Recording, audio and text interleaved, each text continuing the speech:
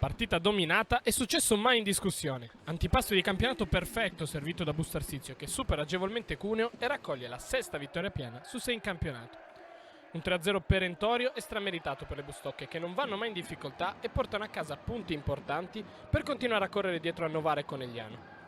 Le buone notizie arrivano subito per la Varini che ritrova sia Orro, dopo il fastidio che l'ha tenuta ai box a Bergamo, che Leonardi, rientrata dal problema al Mignolo con largo anticipo. Cuneo si presenta al completo con la voglia di riscattare un periodo no al quale si fa fatica a trovare una spiegazione. Il primo set sembra far vedere la luce in fondo al tunnel alle ragazze di Pistola.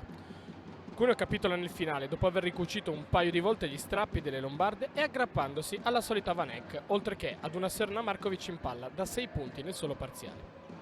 Le folate dell'austriaca però non bastano al cospetto di una Orro che varia con facilità, coinvolge Washington con dei primi tempi spettacolari e innesca una continua Alessa Gennari che la palleggiatrice di Oristano trova in stato di grazia. Sembra l'inizio di una partita che promette battaglia e invece resta la punta di un iceberg che non emergerà mai. Cuneo si inceppa nel secondo set e Karstalò inizia a fare il bello e il cattivo tempo. Le piemontesi sono inermi, lasciano praticamente sola Zannoni in trincea e anche le alzate di Charlie Cambi diventano via via sempre meno precise. Dall'altra parte si esalta la difesa di Herbots in una veste nuova e della solita Leonardi che si riappropria dei suoi spazi. Il parziale di 25-12 è l'impietosa fotografia di un set mai disputato dalle ragazze della grande.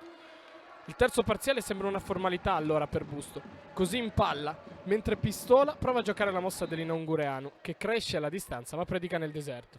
Vanek infatti non si ritrova più, Markovic si spegne progressivamente e Cuneo deve arrendersi.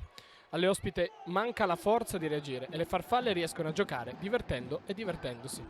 La Bosca San Bernardo non sfata dunque nessun tabù. Quinto KO di fila in campionato, terzo su 3 nelle sfide con Busto in cui non ha mai fatto più di 20 punti a set e situazione di campionato che ha un disperato bisogno d'ossigeno, già a partire da Bergamo. Busto invece si approccia al periodo difficile del calendario dopo aver messo tutto il fieno in cascina possibile, ritrovando anche tutte le giocatrici passate dall'infermeria. La Unity Work, insomma, promette bene e Scandicci si deve ritenere avvisato.